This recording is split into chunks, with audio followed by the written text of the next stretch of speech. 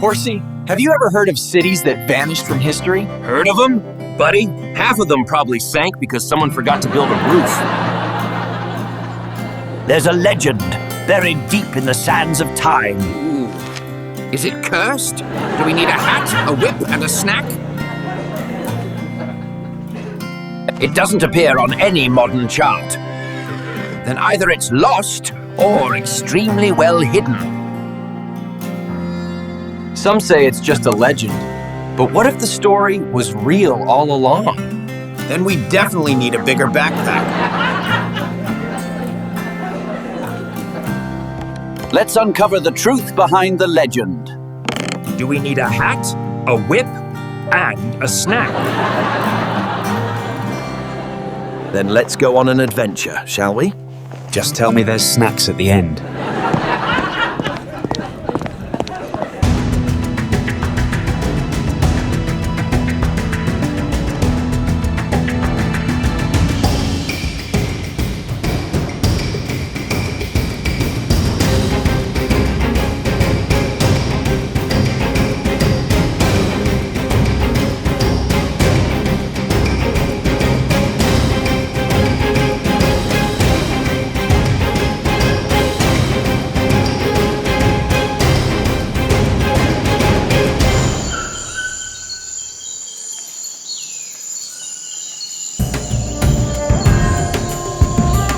Made it. Barely. Remind me why we didn't take the boat? If you're enjoying the journey so far, why not leave a like? And get ready, there's bugs ahead.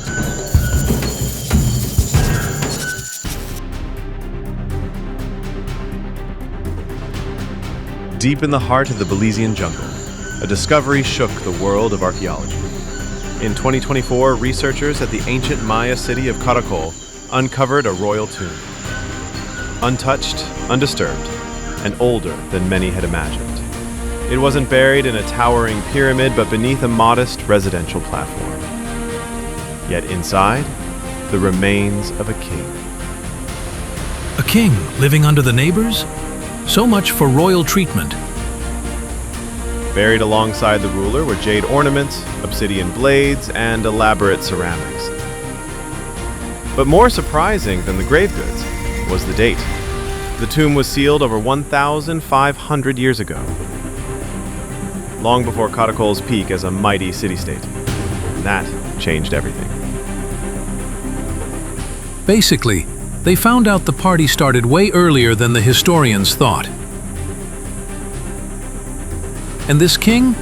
Probably one of the first big shots in the region. Caracol, once overshadowed by sites like Tikal, suddenly looked like a major player, perhaps even the birthplace of a dynasty. And all of that, hidden for centuries beneath vines, roots, and soil. You know what they say, never underestimate what's under your feet, or under several tons of jungle. We've got something. Ancient ceramic. Oh, that's my coffee mug. You buried it last week. Teotihuacan, a sophisticated, expansive empire. Sounds more like a crunchy jungle snack, if you ask me. Caracol wasn't alone. Hidden beneath its jungle-covered stones lay traces of something far-reaching, a link to one of the most powerful cities of the ancient world. More than 1,000 kilometers to the northwest stood Teotihuacan, a city of pyramids, obsidian, and mystery. Its massive temples and broad avenues marked it as the dominant power of Mesoamerica. And yet, recent discoveries suggest that Caracol and Teotihuacan were not strangers. Long-distance relationship? With no texting, no messengers, and definitely no road signs. Traders from Caracol may have traveled north, or perhaps emissaries from Teotihuacan came south, through the jungle, guided by stars and stories. Obsidian tools from Teotihuacan have been found in Caracol, And, in Teotihuacan, murals show foreign nobles, some wearing Maya-style dress. So either A, they were best friends, B, someone owed someone jade, or C, a giant empire liked to check in now and then. Some scholars believe it was more than trade. They see evidence of political influence, perhaps even military intervention. Teotihuacan might have supported Caracol's early rulers, helping them rise, expand, and dominate rivals. In other words, that king's tomb we just saw might have been sealed, with a little help from Mexico. Ah, yes, the ancient version of backed by powerful friends and sharp obsidian. Whatever the truth, it points to a world far more connected than we once imagined. Not isolated jungle cities, but a network of alliances, rivalries, and distant ambitions, reaching across mountains, rivers, and centuries. If this line leads to Caracol, and that to Teotihuacan. You drew it with spaghetti, and it's upside down. A shadow alliance, forged in obsidian and ambition. Great! Let me know when they invent bug spray. For centuries, the jungle was the perfect disguise. Thick canopies, shifting roots, and endless green concealed the past. Not just temples, but entire cities. Archaeologists knew the Maya had built great centers, Skips, Di, Su, Stife, but they had no idea just how many. That changed with a single beam of light. Oh, I know this one. Laser magic. It's called LiDAR, light detection and ranging. By scanning the terrain from above, even through dense vegetation, LiDAR reveals what the eye cannot see. And what it saw was astonishing. Entire networks of roads, reservoirs, pyramids, and terraces, once hidden beneath jungle, now glowing on a digital map. Turns out the jungle wasn't hiding ruins. It was the ruins. In places like Caracol, Tikal, and El Mirador, the data suggests something unthinkable. Jiminin, strip share, interstated, urban density, massive infrastructure, staved endress, and millions of people. The Maya world was not a collection of isolated ceremonial centers. It was a vast, interconnected civilization, shaped by landscape, politics, and ambition. Also shaped by mud and mosquitoes. Let's not forget the real heroes of history. We're only beginning to understand what lies beneath the trees. The jungle didn't erase history. It preserved it, quietly, patiently, until we were ready to see it.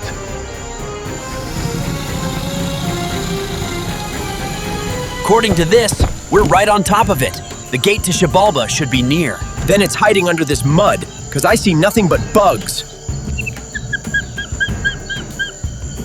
If the legends are true, this might really be one of the gates to Xibalba. Great! You found it. So now, you go in first.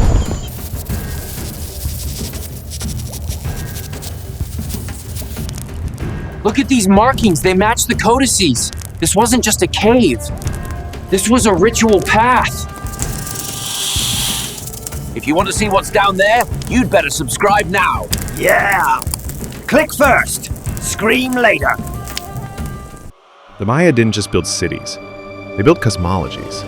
And at the center of that cosmology was a place you didn't want to end up. Let me guess. It had a cheerful name like Land of Eternal Sunshine. Close. It was called Xibalba, the place of fright. Knew it. According to the sacred Popol Vuh, Xibalba was a vast underworld ruled by death gods like Hun Kame and Vukub Kame. Souls had to pass through rivers of blood, chambers of fire, and rooms filled with razor blades. Not exactly paradise. Wow, and I thought Monday mornings were bad.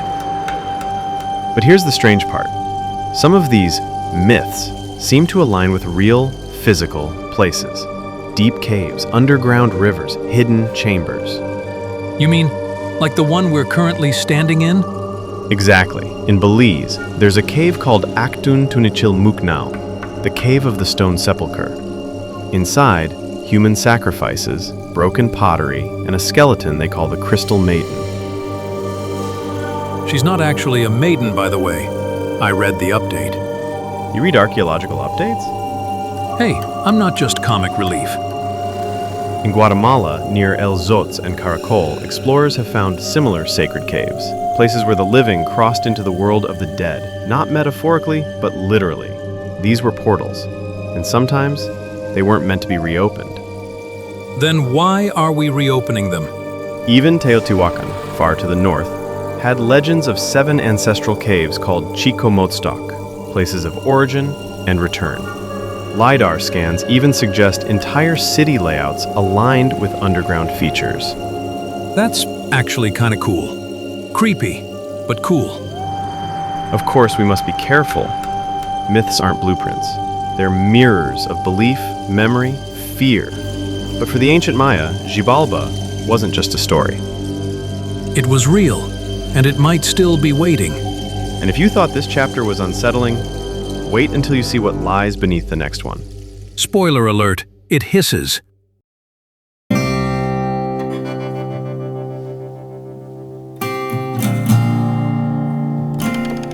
Phileas? If there's a curse on these old paper rolls, now's the time to tell me. It's just forgotten history.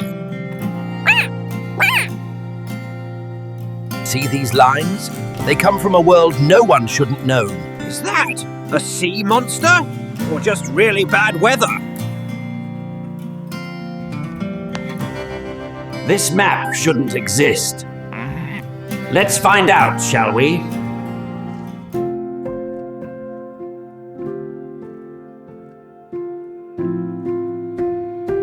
In the year 1513, an admiral of the Ottoman Empire sat down to draw the world. His name was Piri Reis, and the map he left behind should not exist. Wait, don't tell me. He drew UFOs and sea monsters? No, he drew South America with surprising accuracy, and something else, a coastline at the very bottom of the map, where according to every textbook there should only be open sea. Ooh, mystery coastlines, my favorite kind. Some believe it shows Antarctica, but not as we know it. This version appears ice-free, as if someone mapped it thousands of years ago, before the glaciers came. Hold on. Antarctica? Without ice? Did this guy have Google Earth before everyone else? The Piri Reis map was created 3 centuries before Antarctica was officially discovered, and if it really shows an ice-free coastline, it might depict a landscape last visible more than 6,000 years ago. Okay, either Piri Reis had help or someone's been hiding time travel tech. In the margins of his map, he claimed to use older charts, some said to be from the time of Alexander the Great, others possibly even older. Older than Alex the Great? What's next? Welcome to Atlantis. Population? Cartographers? Some scholars say it's all coincidence, misread coastlines, creative guesses. And some say? That it's a glimpse into a world we've forgotten, a trace of knowledge passed down from lost explorers, from a civilization that mapped the edges of the unknown before history was ready to remember them.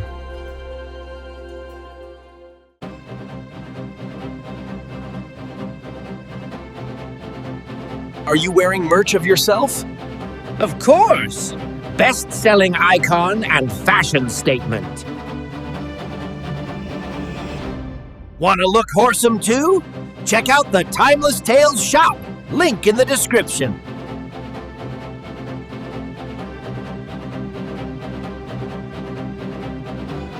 You look at some of these ancient maps and think, how?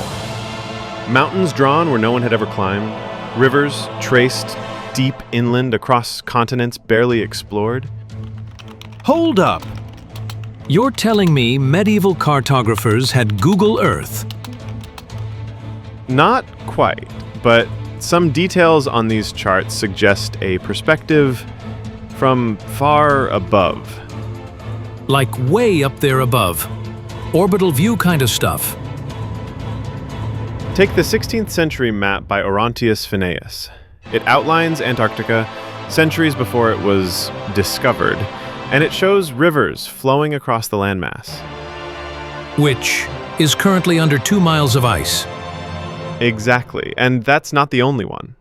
Other charts seem to depict South America with striking accuracy, including mountain ranges no European had ever crossed. Okay, that's either a coincidence or someone had serious connections. Or they inherited data from older, unknown civilizations. People who did see the world from above in ways we still don't understand. Well, unless there's an ancient drone buried in the Andes, I'm sticking with aliens. Of course you are.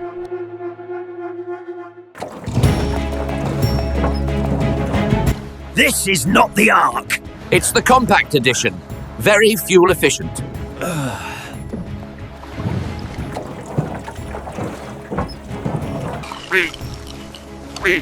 Did you pack the emergency snacks? Yes. 1 biscuit. For dramatic effect.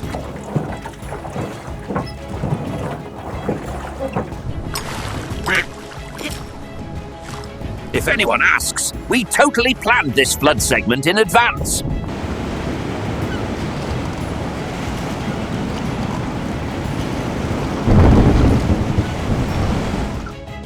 Hold on. So we've got a talking fish, angry gods, wooden boats, and rain that just won't quit? Sounds like the worst cruise ever. Some stories are symbolic, others are eerily detailed. They mention mountains, submerged, lands lost forever, and survivors who must rebuild. Some even describe warning signs, dreams, or omens, as if remembered trauma had shaped collective memory. Or it's just humans doing what humans do. Tell the same story over and over, just with better snacks each time. But what if they weren't just stories? What if these myths preserved a distant echo of something real? At the end of the last ice age, around 11,000 years ago, the world began to change rapidly. Massive glaciers melted, releasing trillions of tons of water. Sea levels rose by over 120 meters. Entire coastal regions, and whatever was built on them, vanished beneath the waves. So maybe the ancestors weren't just dramatic. Maybe they were right. Think of Doggerland, the landmass once connecting Britain to Europe, now under the North Sea. Or the Sundaland Shelf in Southeast Asia, places where people lived, hunted, told stories, now gone, and perhaps remembered only in flood legends. So Atlantis was real, just wet. Or symbolic, a metaphor for lost knowledge, a world wiped clean, so something new could begin. These myths echo a truth deeper than history, a truth about human fragility, memory, and survival. And maybe a reminder, when the water rises, build a boat and bring biscuits.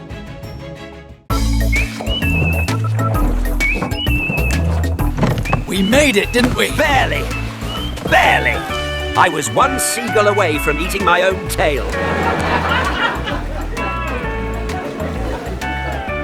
I hereby declare this Horse Island.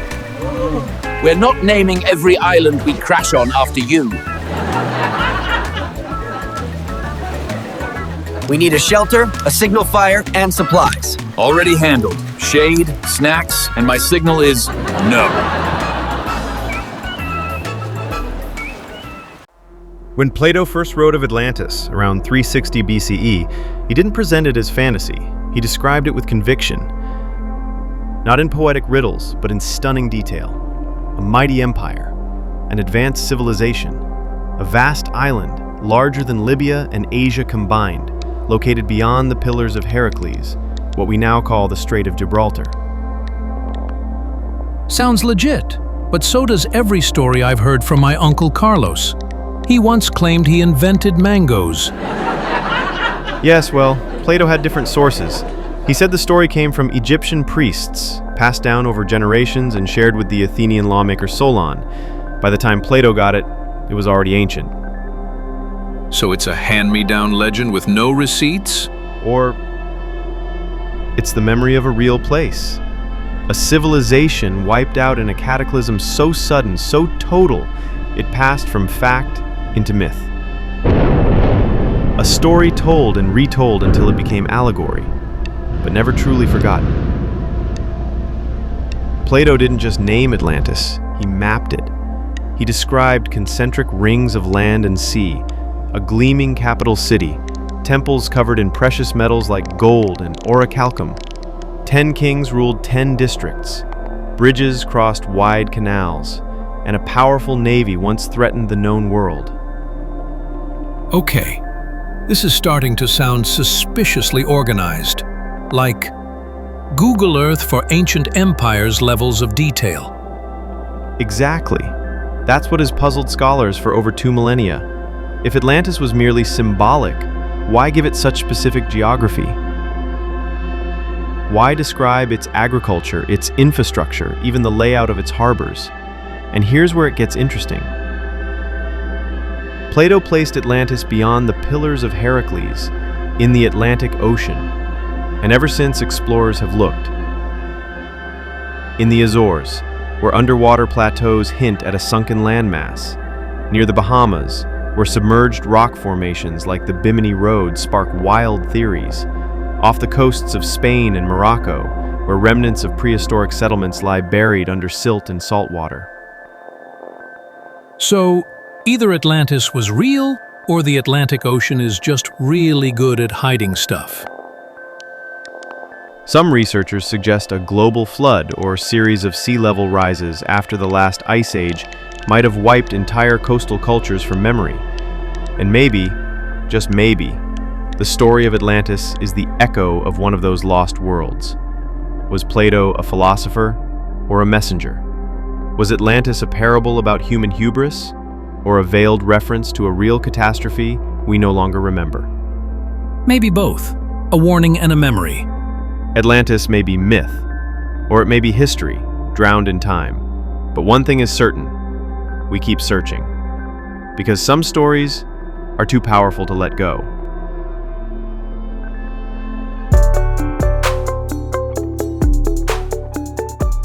Something's blinking up there. Could be a celestial phenomenon, or a god with blinkers. Take cover!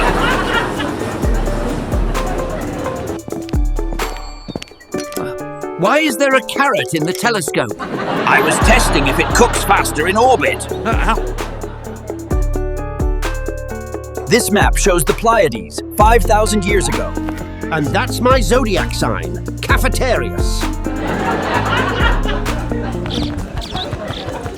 Just a quick lightning test on the ionosphere. I feel divine voltage. Fetch the toaster.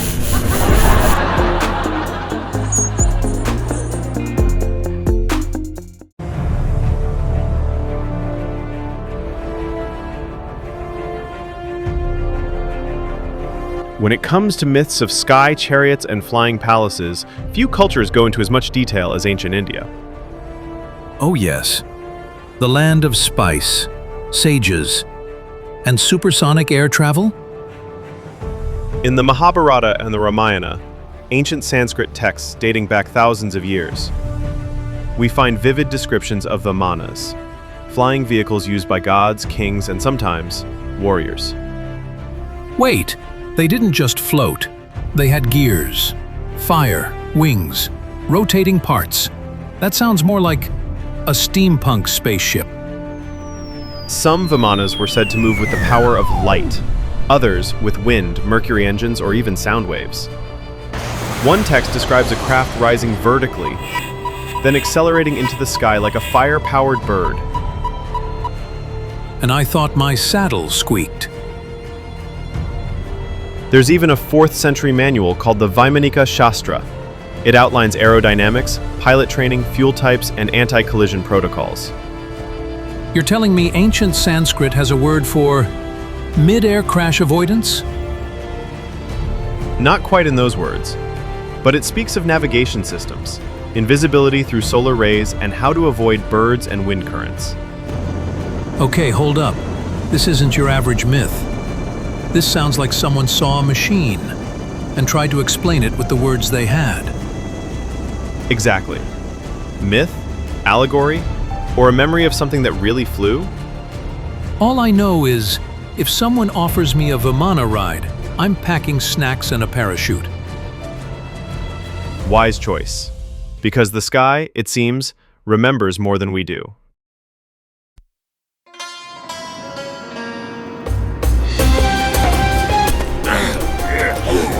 Told you we should have brought snacks and sunscreen. It drinks 10 gallons, but it ate my lunch.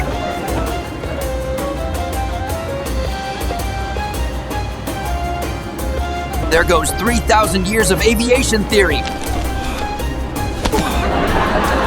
At least it flies better than your hat.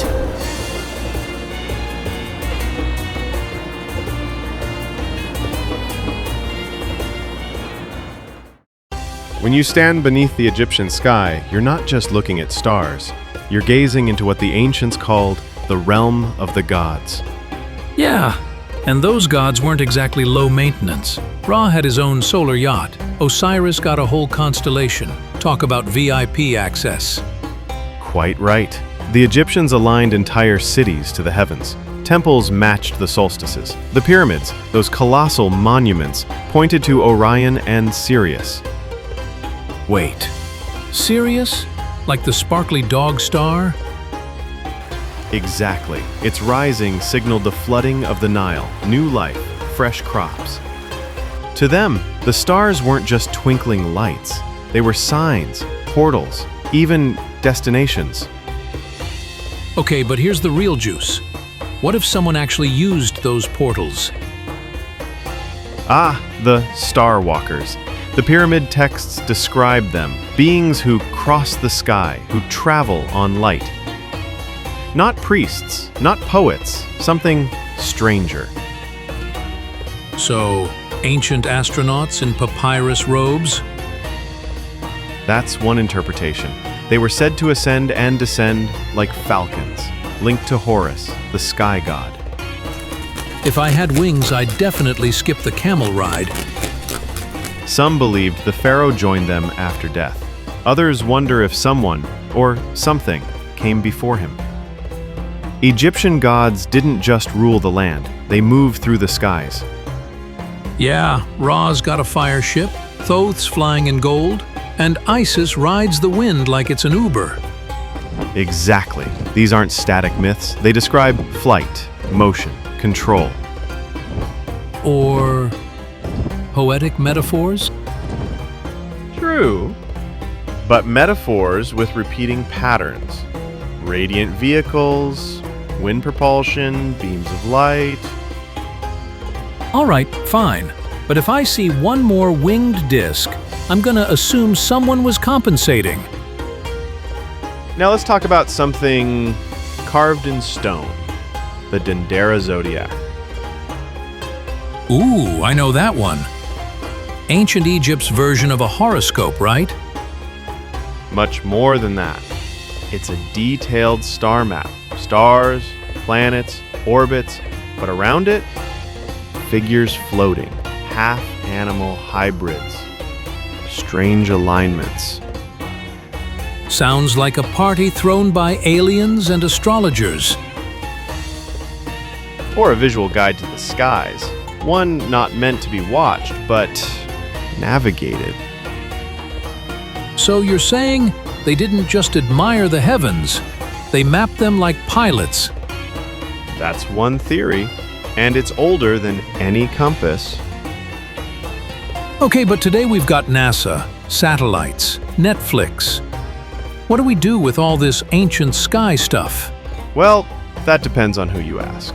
Some say mythology, others whisper extraterrestrials. And if you just marvel at the mystery.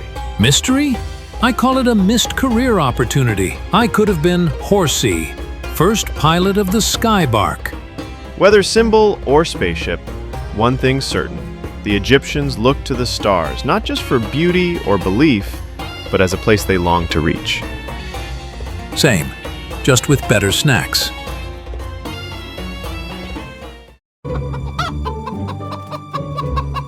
That wing looks mostly attached. Let's call that a good sign. Complimentary in-flight banana and unlimited feathers. Why does this say pull in 6 languages and none of them help? Relax, old friend.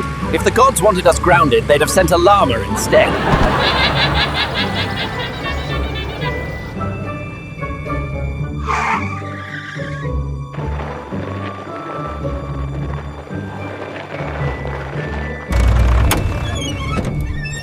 Ah, yes. A textbook arrival. Is that my banana or yours?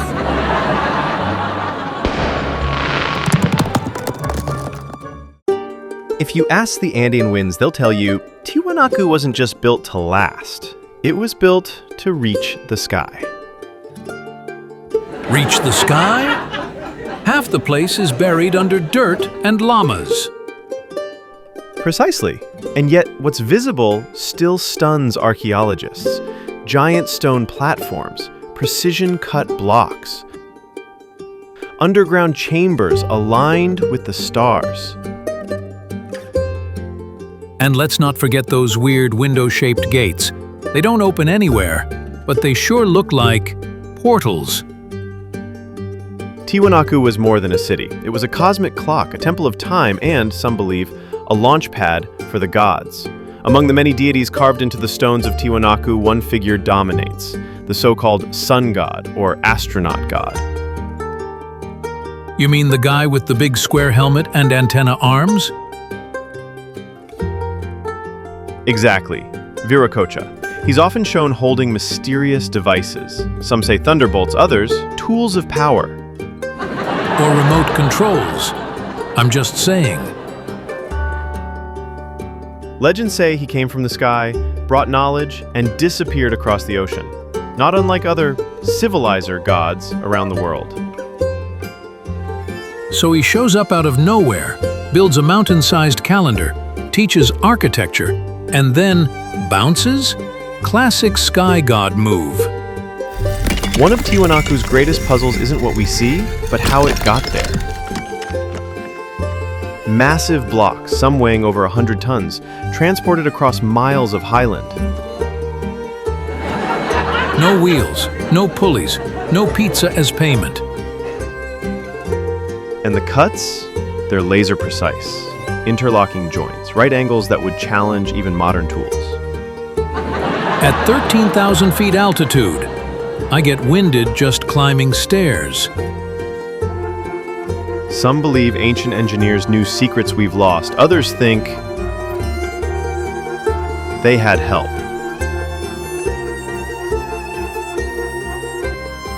Just outside Tiwanaku lies a site that defies explanation. Pumapunku.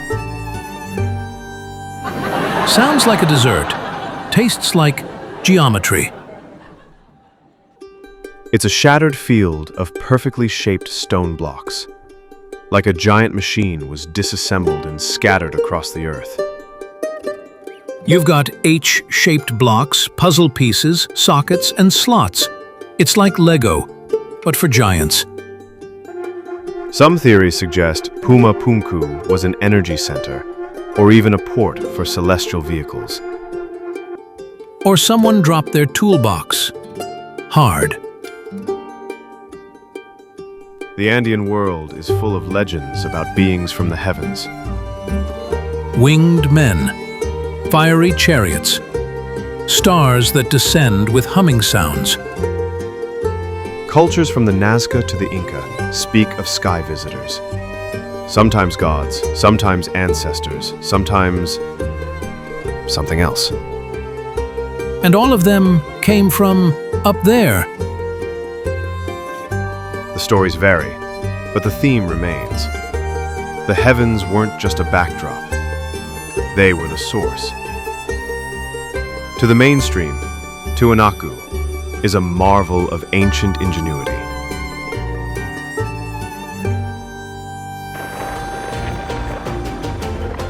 They're smuggling sacred symbols out of the continent. Well, someone's in a hurry to hide the truth. Or maybe they just hate archaeologists. Think we found too many connections. If symbols repeat across the world, maybe the story does too.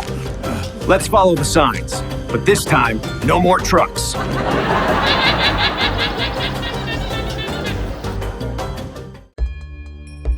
Okay, that was a lot of spirals. I think I swallowed at least 3 world mysteries. And yet, they all seem familiar, don't they? Familiar? I've never seen so many triangles and swirly things in my life. But that's just it.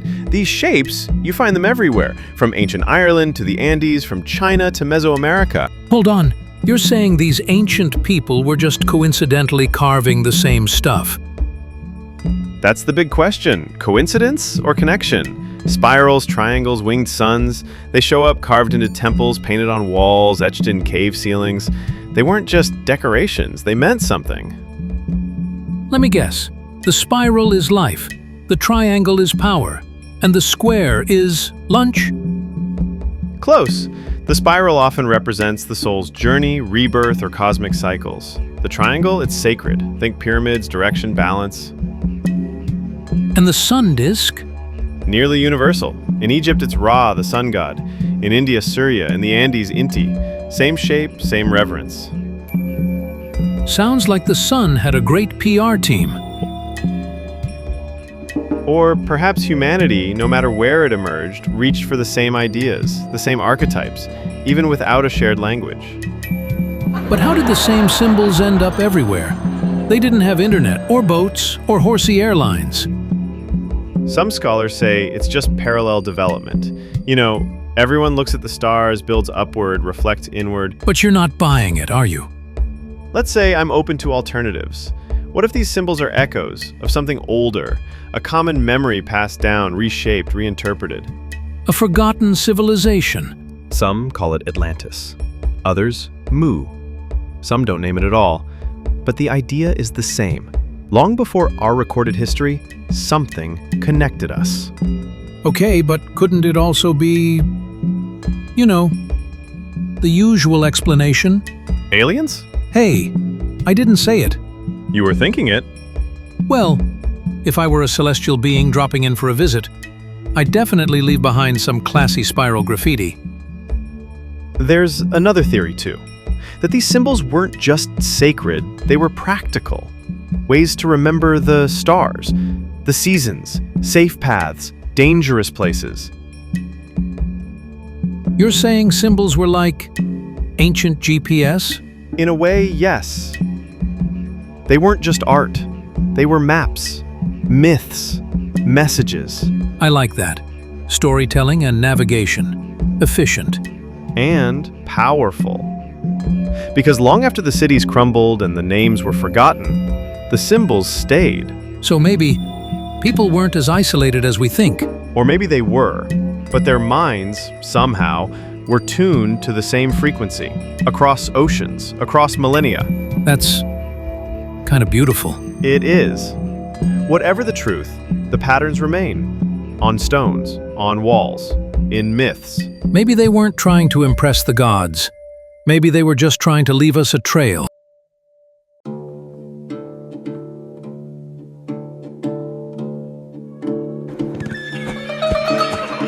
So let me get this straight. Aliens flew across the galaxy to carve rectangles in rocks? And then they left, without finishing anything. Brilliant. Or maybe these weren't the first. Maybe someone else started building long before the stars ever blinked.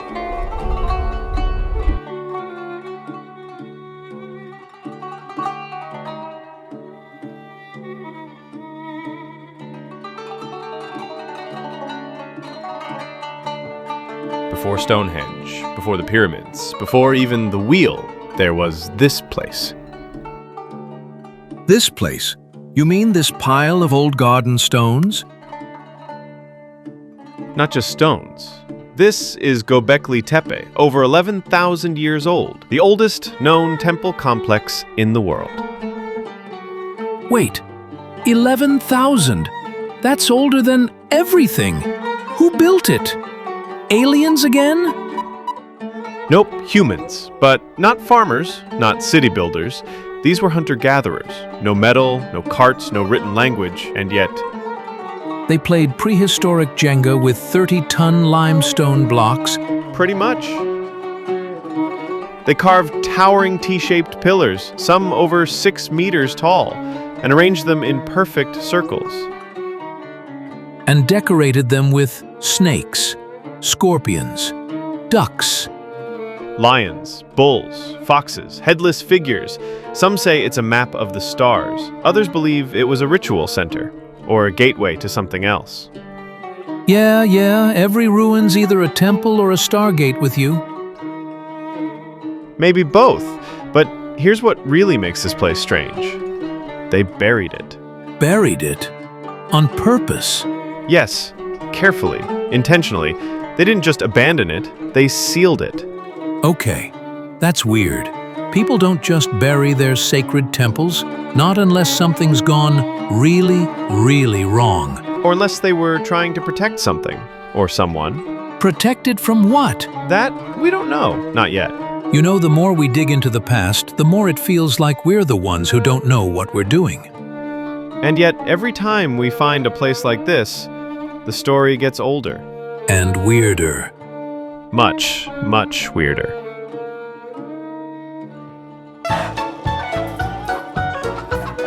Forget ancient aliens. That's it. I'm building one myself.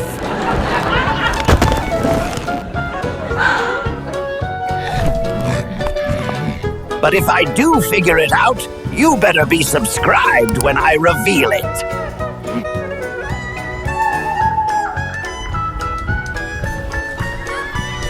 And maybe, like the video before he buries himself.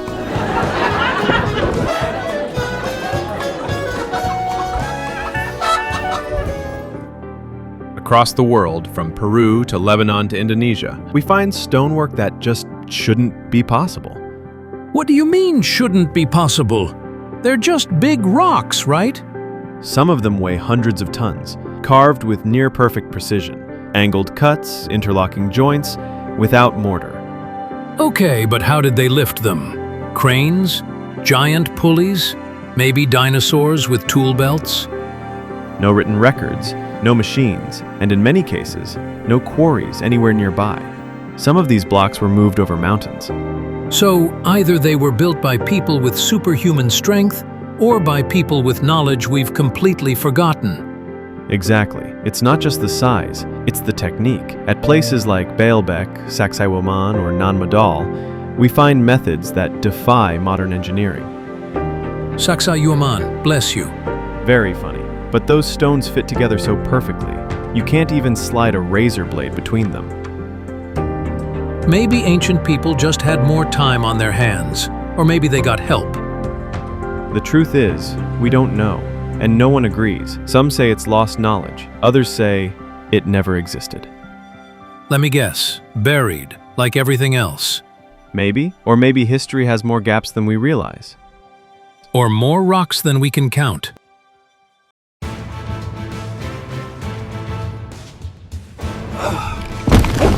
If they built a super civilization, where'd they put it? Apparently, under our feet.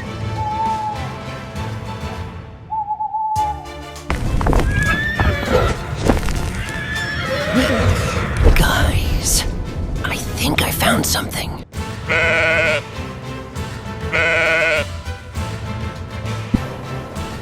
Then maybe... well, we're not the first.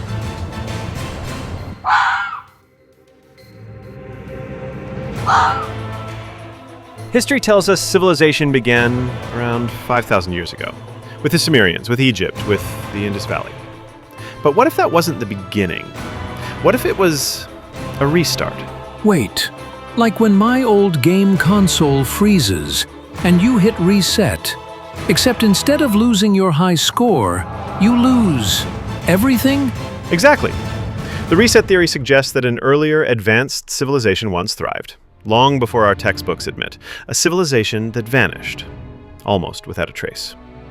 Vanished? That sounds like they didn't just hit reset. They pulled the plug, threw the console out the window, and buried it under a volcano. Think of the Younger Dryas 12,000 years ago. A sudden climate catastrophe, floods and firestorms, entire ecosystems collapsed. Could it also have erased a chapter of human history? So you're saying Atlantis wasn't just a bedtime story. It could have been the loading screen we never got to see. Plato's tale of Atlantis, the myths of global floods, and the legends of sky gods teaching knowledge all could be fragments of memory, distorted over millennia. Fragments, huh? Like when I try to remember what I had for breakfast yesterday. Except we're talking pyramids, stone circles, and mysterious maps instead of oats. And consider this. Göbekli Tepe, built around 9600 BCE, thousands of years before writing, wheels, or metal tools. How could hunter-gatherers build such monumental temples unless they were inheriting knowledge from someone else? Someone else? You mean like neighbors with very big toolkits? Or visitors with really shiny spaceships? The reset theory doesn't demand aliens, just the possibility that humans once before reached heights of knowledge, only to be struck down by cataclysm. And all that remains today are whispers in stone. Whispers, huh? Well, I hope they're saying something useful, like, "Hey buddy, the next comet's coming. Duck." If it's true, then history isn't a straight line from caves to cities. It's a cycle. Rise, fall, reset, and rise again. And if that's the case, maybe we're not the first. And maybe, just maybe, we won't be the last.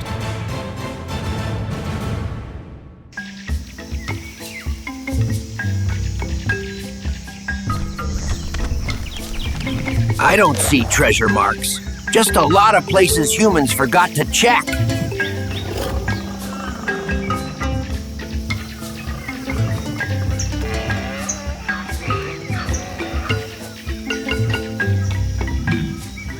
Sometimes the greatest discoveries aren't hidden, they're just ignored.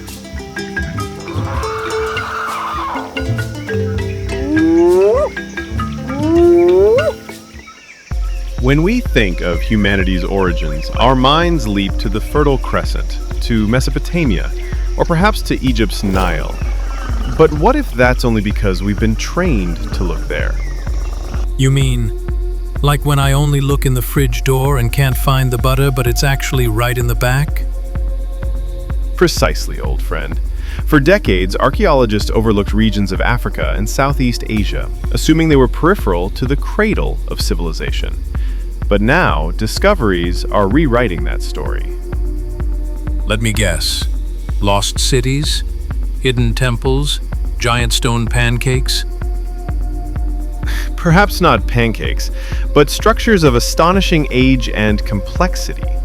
In southern Africa, for example, researchers have identified vast stone circles stretching across the landscape. Some are simple cattle enclosures, but others appear aligned with celestial events, hinting at far older cultural traditions. So, ancient stargazers in Africa? Not just a European hobby then?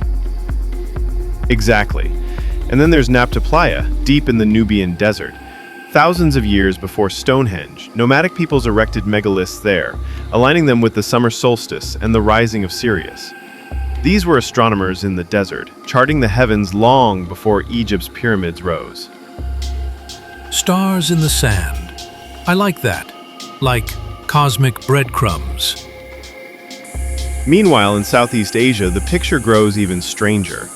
Sites like Gunung Padang in Indonesia suggest human activity going back tens of thousands of years.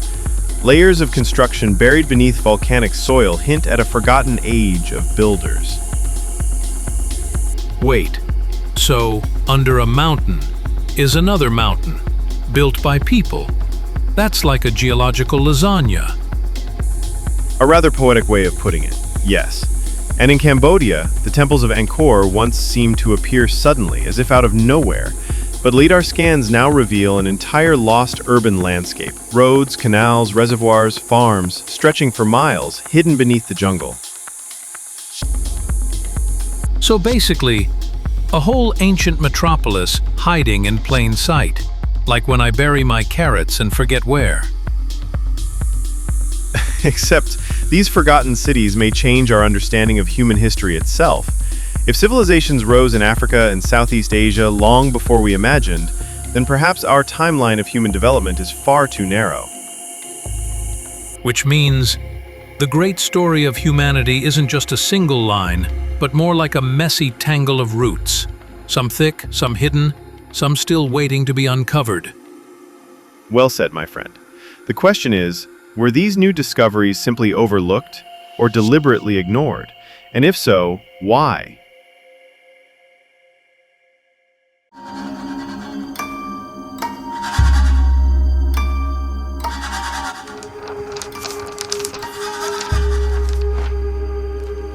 This changes everything.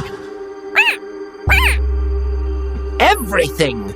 Even my vacation plans!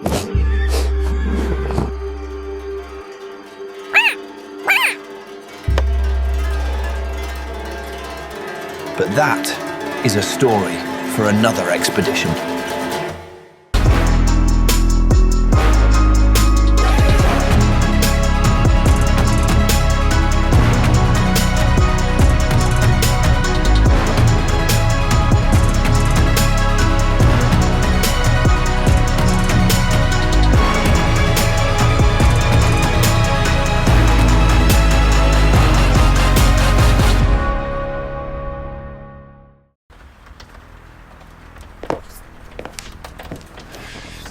This map, it points to something even stranger. Stranger than a parrot who thinks Antarctica is a snack?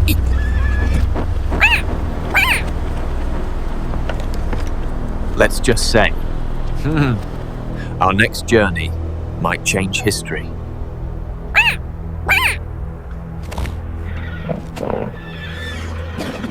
Oh, great! And I just packed for a beach vacation. Subscribe to not miss what we found next.